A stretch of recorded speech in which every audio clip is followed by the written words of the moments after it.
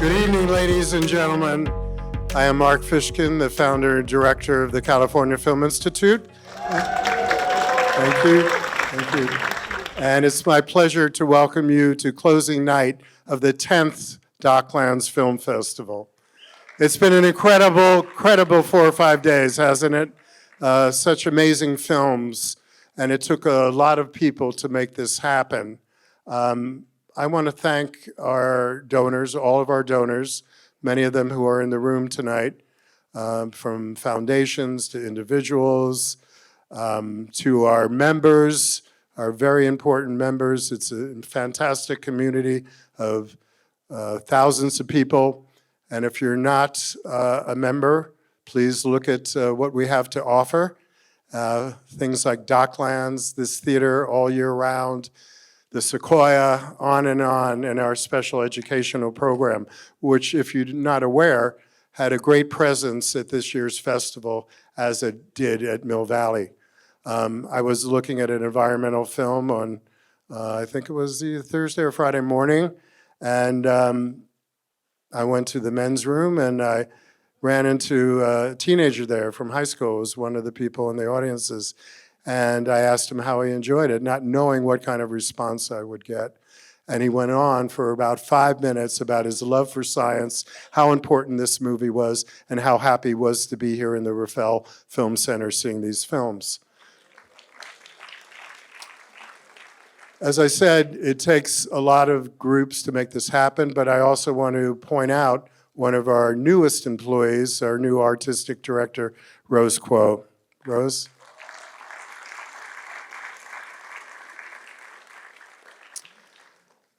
We talked a lot about community in this organization lately, even on opening night, but the community of programmers here for DocLands, led by Joni Cooper, just have done a fantastic job. Unbelievable. The filmmakers that she selected were just an amazing, talented artist, and I think you would agree that we saw films that enlightened us, showed us the common ground we have as human beings on this beautiful planet, what we can do to save it, how we can enjoy it, and how can we help others. So thanks to all the DocLands number 10 filmmakers. Joni Cooper. Thank you, Mark, thank you. I also have to say the level of engagement this year from the filmmakers, from all of you, from everyone, it was just out of this world. Like, I just had so many wonderful words and feedback from people, so let this continue. And you made my year, actually. And I'm thinking that maybe we should do this again next year. It may be a good idea. What do you think? Okay, maybe we will.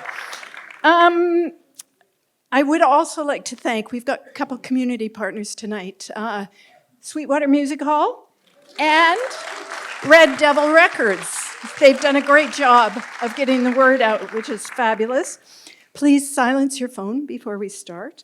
And just a reminder to make sure you vote. You've got until midnight tonight to vote. It's not just one vote, one film. You can vote for as many films as you want in whatever way you want. You can use the barcode on your ticket. You can use the QR code that's in the lobby, and I think it's on the screen after the film. And yeah, just do it. If it can be helpful to the filmmakers, if they win the audience award, it can be really helpful in promoting their film. Thank God for somebody who pays attention to the details. I would like to just ask Jesse Lauter, the director, to come on up and say a few words.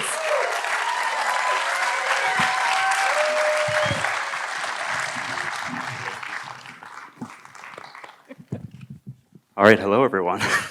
I was thinking about this. I'm going to read a few sentences that I wrote. Wow. First and foremost, it's just, this is kind of like my home, second home we're in, but I was born in San Francisco. I've lived in New York most of my life, but it's just, there's a lot of people who I really love in this room, and I'm just really grateful to be able to share this with them and with all of you. In a landscape overflowing with rock docs, Little Feat's story has somehow just like lived outside the frame until now. The name of this movie is Little Feat, the documentary, simple and straightforward. And yes, this is a straight and honest telling of this band's 57-year history and their first official documentary. Pretty amazing. This isn't a behind the music expose because movies like that do not interest me. It's a look at how something lasts. Two quotes open the film. This is a spoiler, I guess, but not a bad spoiler. The first quote, the important thing is not the inspiration, but the expiration, the breathing out of the idea, Igor Stravinsky. And the other is, I'm not made to be a star, I'm made to work. And that comes from Chester Burnett. And if you know who that is Howlin' Wolf. Those are two of Little Feat's biggest influences. Little Feat's history at its core is a living argument for those truths, not mythology, process, not perfection, truth. I came to this project as a fan, a big fan. These records were a part of my musical education and lifelong fabric before I ever met them. So when Bill Payne, the founding member of Little Feat, called me cold one day and asked if I'd like to take on the Little Feat documentary and warned me that many had tried and all had failed, it felt like I was being handed a beautiful and slightly cursed assignment, but I'm pretty damn proud of what you're about to see. Making this film has been one of the great joys of my life, and like the band, the stories behind it are endless. And before we begin, just thank you, Mark, thank you, Joni, Rena, and everyone at DocLands for allowing this to be seen by the fine people of the Bay Area. And the runtime is 2 hours and 15 minutes, but it does go quickly. But I'm not going to tell you where you should take your restroom break. You can figure that out yourself. But without further ado. Yeah, thank you for bringing your film to us. Yeah. Stick around for the Q&A afterwards. Thank you. Thank you. I'd like to ask Jesse to come back up with his pal and colleague, Rob Bleetstein. Rob has... Great Rob Bleetstein, everybody. Rob has... I don't know if he needs an introduction. All right, go for it. Good luck. He's got a wide span of music background in all aspects of the music industry and artist management for Grateful Dead, Pearl Jam, Lucinda Williams, and David Grisman. Take it away, guys. Hi there. Thank you. Good work, my friend. Good work. Thank you. Thank you. Thank you for sticking around, everybody. Thank you. How about Little Feat? Before you start, I gotta say, I'm coming from Jazz Fest, and I saw these guys play yesterday in the Blues tent, and I woke up this morning in New Orleans and got here. Oh my God, they destroyed the place. It was like everyone who's known them for a long time, we're all just kind of like looking at each other like gape-mouthed, and they're just incredible. They're just absolutely incredible, and they're still doing it. So if you I imagine there's a ton of fans in here, people who've been hearing them for the first time, do yourself a favor and try to go see them on this tour. I think they're here in August. So if you think you're fried on a Sunday night, give it up for. So you pretty much captured the essence of this legendary band very well through their whole extended brotherhood, their ups and downs, their triumphs and struggles and changes. And so was weaving the whole story of their whole evolution the main key to your thing, as opposed to like just a tribute to them? Yeah, I think with them, they're one of those bands that you hear this line over and over again. I love them, but I don't know anything about them, right? And I found that and I think part of it was their own doing. Sam says a line towards the beginning of the film. He says, I don't think there should be a movie about Little Feat, which I think was hilarious. They had Paul, Sam, and Kenny had this thing. They had this like kind of promise to each other, which they've now broken, which was no stories, like no books, no stories. Ben Fong Torres wrote a book. If you've read the book, it's it's okay. And Ben actually did an interview for the movie, and he was also very like open about it. He says it was a hard one for me to write, and so I just felt like someone really needed to tell the story of this band, which to me is sort of like this tree trunk of music, and there's so many branches that come off of them, and so many that we kind of represented at the beginning of the film. You see this sort of like museum of their, friends, right? The people who are connected to them. Like the things I've left out of this film is just like, it's insane. Like they played shows with Arthur Big Boy Crudup. They were like, there's too many connections and things and too many points that they did to include, but I tried to highlight the things that I thought mattered, that would resonate with people and resonate with people who might not know the band. So, Did you feel like it could have been a 5-part, thing? Yeah, As opposed to... no, maybe, it's interesting too because I'm sitting with it now, and it is a longish film, but I also am just like, how do you distill a 60-year career in 90 minutes, And it's like, look, like if you give yourself an extra 20, 15 minutes than you would with a normal music documentary, then it's important. We've talked about maybe splitting it into 2 parts. I don't know how I feel about that right now, but. I think it sits well as like a whole piece. It's a beautiful history. It's a great story. And, for me, it's just about, committing yourself. Like they've committed so much time to us. They've given us so much energy. Might as well give yourself 2 hours and 15 minutes to be, committed to their story. So we're dealing with the genius of Lowell, the genius of Billy, the other guys as well. You do a great story of telling that, and you get people from behind the scenes that most people don't know and have no idea who they are. Like it was great to see like Russ Titleman and Lenny and George Massenburg especially. Right. So talk about getting in with some of them, but also were there others that you couldn't get a hold of? Oh, sure. So I'm really glad you pointed that out. So the people who maybe aren't the household names that are interviewed in the film, Russ Titleman, he talks about how that's the first album he ever produced. Just look up his credits and your jaw's going to drop. I mean, he went on to produce James Taylor, How Sweet It Is, and just like all these huge records, like multi. A lot of work with Linda Ronstadt. A lot of Linda Ronstadt records, absolutely. Peter Asher, who was the manager of the band in the late 80s, I mean, he is a whole universe of himself. He was an artist, and Peter and Gordon Peter, thank you. And he managed Linda and produced a ton of records. Lenny Warnaker, just inducted into the Rock and Roll Hall of Fame. And George Massenburg, I mean, like Little Feat's the first band he produces, and then he goes on from them to do Earth, Wind, and Fire, September. I don't include these things for a reason. I don't think it's my job to have to like tell, now is the time for you to do your job, which is if you want to learn more, it's there for you. But the point, I think the important thing is that this band was so fundamental to those guys and to so many other musicians. And, if you know this history and you see that, you're like, wow, that's a really heavy hitter who's like talking about this band very passionately. The people who I tried to get in the film who I couldn't, I kind of had the opposite problem. I had like people who wanted to be in the film, and I was just like, I don't think I have space for you. There was one interview I tried, and then I didn't give up on, and then I realized I didn't need it, and it was Robert Plant, who also had Richie Hayward in his band in the 80s, and we had that little bit from him at the beginning, and it felt like enough, And the Billy Payne and Page from Phish, is that you got them together yeah, just for this? that was a beautiful kismet situation. I been working on the Phish thing for a while, just trying to figure out what that would look like, and Little Feat had a date the same time Phish had a date in Chicago, and Page was like, tell him to come by and we can just film it together. And I was like, that would be amazing. And we did that at the United Center in Chicago. Great. Another thing I really love about this is the whole visual element. There's the whole Neon Park history, the legendary album covers, the whole graphics that have been instrumental to Little Feat since the very beginning, and it pays great tribute to it.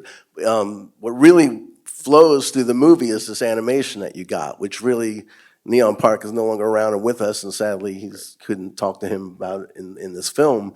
But tell us about this animation, who you got to do it, and who was that your vision to bring so much of that in, and it really makes this thing live so good. It was from the beginning. The term cartoon consciousness is uttered once in the film, and for fans of Little Feat, that's kind of like this thing and this philosophy of Lowell's. Did that come from Lowell? That came from Lowell, yeah. And it's just sort of the idea of like, Bill says that like we were a cartoon generation, we love Looney Tunes, we love Disney films, and we were all kind of like, punks who grew up on this shit. And Neon is a reflection of that. And that, to me, I think we talked about this, previously, like, I think it's like the barrier to entry for people on their records, like for the common man, or as Frank Zappa puts at the beginning of the film, like people want their music in 4/4 mostly. And for people like us who love weird stuff, that, like, the album cover is like the thing that, it drew Lyle Lovett in, and it drew all these people who love Little Feat in, but it probably turned off a lot of people. Like, what the heck is this? It's grotesque, it's surreal. Like Van Morrison said that to Ted Templeman, who was Little Feat's producer. And so the person who recreated Neon's cartoon universe was a guy named Eric Castle, who's a great animator and a musician. And he just did a fabulous job. It was the most difficult part of the film and the last thing we finished, but I felt like he just hit it out of the park. And I found him actually through Warner Brothers, who was unbelievably helpful throughout this whole process. And he did a couple lyric videos from a recent Waiting for Columbus reissue. Yeah, and then I think also the total surprise of the Richie Hayward, Mel Blanc connection. Yeah. I mean, that's classic. Yeah, it's a great story. And then that really ties into your whole closing graphic with the Totally, yes. it's The like- Hollywood ending. Yeah, the Looney Tunes ending. That was great. So the Little Feat groove that they talk about, that's so infectious in their music, pays so much tribute to New Orleans and New Orleans artists. Were you a lot like initially turned on to New Orleans music through them, like so many of us have yeah. been, like Alan Toussaint and Meters and stuff? For sure, and I wanted to give more time to it, and I just couldn't find the space. It would have, made things just blow up even more. I mentioned Crud Up, and it's like the Alan Toussaint connection. It's just like, little known fact, Alan Toussaint's first concert outside of New Orleans was opening for Little Feat at the Beacon in 1973. And it's just too rich. And I talked to George Porter about the band, and another one of the guys who wanted to be in the movie, who I couldn't, really find space for. I fucking had to exclude George Porter, who I saw perform last night with the Meters, and still getting over that.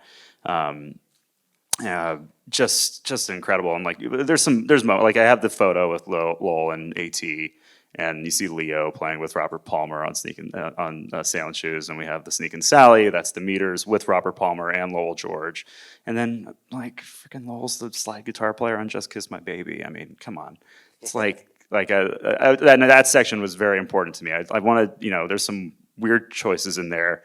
Little Feat had this funny Japanese rock connection, like they got very popular in Japan, and so we included the Shigeru Suzuki record, which is like Little Feat. It's like a Little Feat album, but in Japanese, which is like, you should put it on. It's on Spotify.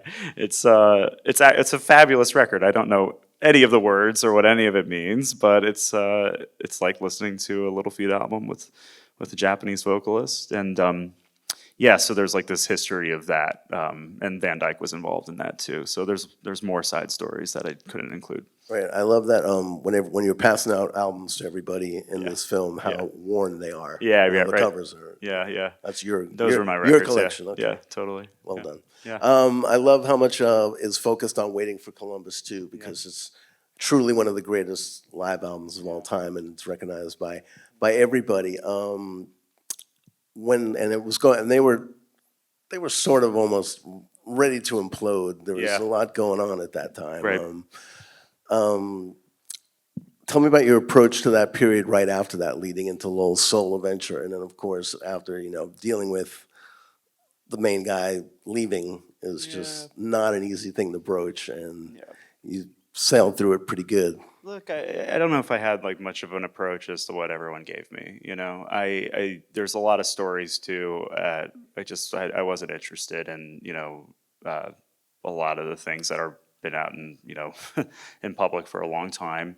The dirty laundry, and there's like a famous story like that gets told about the Waiting for Columbus shows called Black Wednesday. You can look it up, and they were all like beating each other up backstage and shit before they go on stage. And I slipped in a couple things about, Lowell and him making side cash and stuff in the lobby, but that I just felt like, okay, that's where he was at.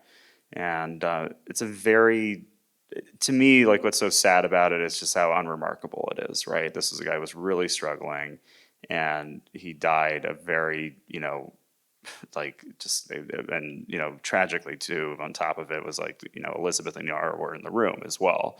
And, I just didn't think it was important to, like, I didn't have to include all that, it's there. It's just, he passed, and it's something that all these people have had to live with for a very long time. Well, the good thing was the tribute show sort of eased everyone through a lot of things. And Sure, but I don't know if I see it as an ease. I see it as or them, just a healing thing. yeah, maybe. I don't know. I think Right.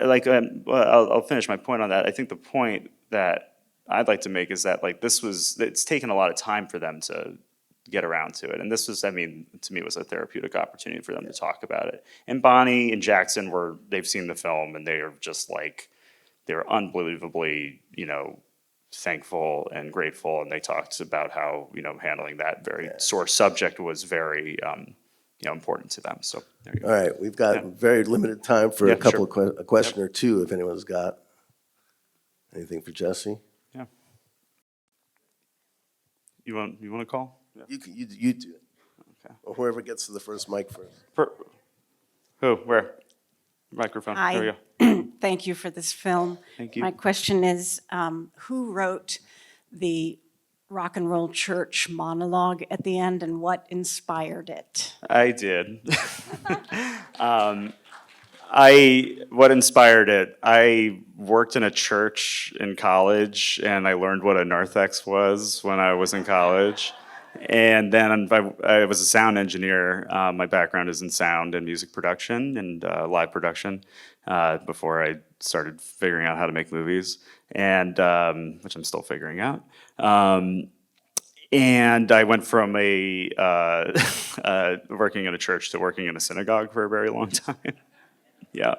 And and that kind of came to me in just a moment of just, like, you go to these places and that's actually where it started, was the visual of the narthex and the entryway. And I thought of Little Feat in that way. And it actually kind of spurned the whole narration thing with Jeff, because I was in Montana with Bill, and I really wanted that, and that was the last shoot, and he really wasn't giving me very much, and then I just was interviewing him. I was like trying to get it out of him. We had like a day of shooting that just like garnered nothing, and then I was like sitting with him in his kitchen, and I read him that. It wasn't the fully fleshed out thing, but it was close. And that really got him going. And he's like, what are you going to do with that? And I was like, well, I had this idea to get Jeff Bridges, your friend, Bill's friend, Jeff Bridges, to read it. And he contacted Jeff, and that's why Jeff's in the film.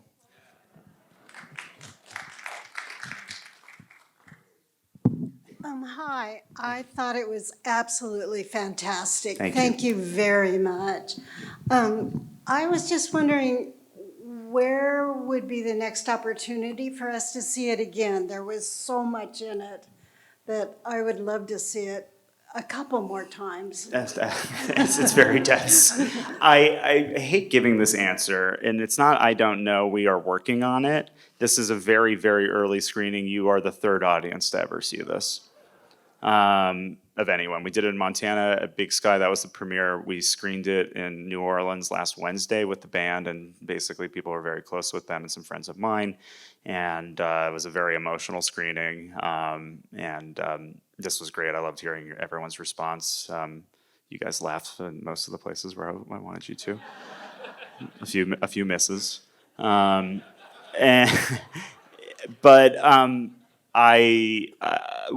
are looking at the fall. So it's not going to disappear. It's going to come out this year. We're working very hard on that. I also want to recognize someone. There's a guy named Mark Leviton here who gave me that footage of the band. It's the earliest known footage of the band. It's just like one of those stories I just love, because you're doing all this detective work. And the band's archivist, Chris, sent me a VHS, and it was very, very poor quality. But I opened the VHS, and there was a note from you in it. And I was like, who is this guy? He's like, I don't know. And I was like, well, I think it's his footage. And I found you on Facebook, right? And I contacted you, and you're like, I have the Super 8. And I'm like, are you fucking kidding me? Because you could transfer that to 4K, and that's why it looks so good. And I pulled this up, and I'm like, holy shit, this is incredible. I'm like, where is this? And you're like, UCLA, 1970. And then in Ben Fong's book, he said that the band's first concert ever was in Cincinnati in late 1970, and you said this was July 70, and I contacted Bill, and I was like, were you guys like gigging before this tour?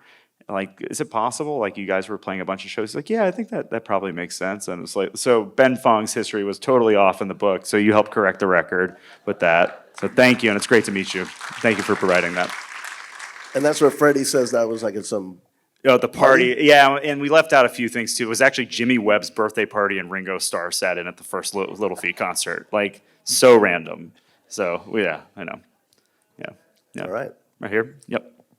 Amazing Thank you. movie. Thank you. It was incredible. Been a fan for a long, long time.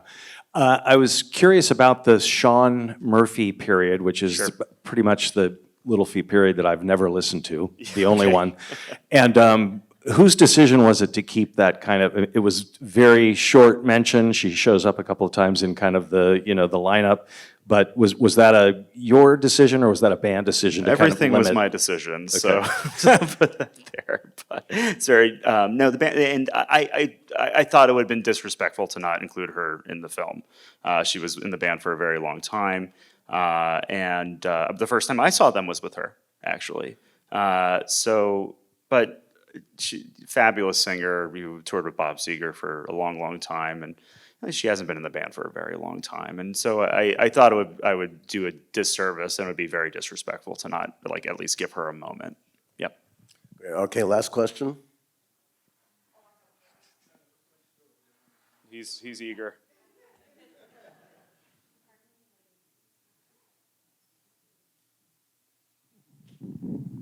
Could you speak just a little bit more about the band's reaction to seeing the movie for the first time? Yeah, sure. They've been unbelievably supportive, and I think this was like a very difficult thing for them. Like I said in my introductory remarks, like Bill said, like many have tried, all have failed. Basically, was what it was. And they all really, really liked it. I don't really know what else to say, and they're totally behind it. I did it, for them, technically with them, and they have a big tour coming up, and we're looking at opportunities to screen the film like around it's their last tour. They're calling it their last farewell tour. Very them. Part one. Yeah, it's good. And it's high time that they have a film like this. There was a Lowell George unauthorized documentary that you can see on Amazon that actually includes some of the same people who are in the movie, but this is the officially sanctioned the Little Feat documentary. So, yeah. Thank you so much. Just louder, ladies and gentlemen. And thank you, DocLands. Appreciate it. Oh, one last thing. The social media, if you can, though, if you want to find out what we're doing, Instagram at Little Feat DOC Doc. We're on Facebook as well. Just search Little Feat Documentary. Follow us there. Not very much there at the moment. There will be later in the year. So there you go. All right. Thank you. Thank you. Thank you all very much. And don't forget to vote. Voting ends at midnight tonight for the Audience Choice Awards, so please do vote. See y'all next year.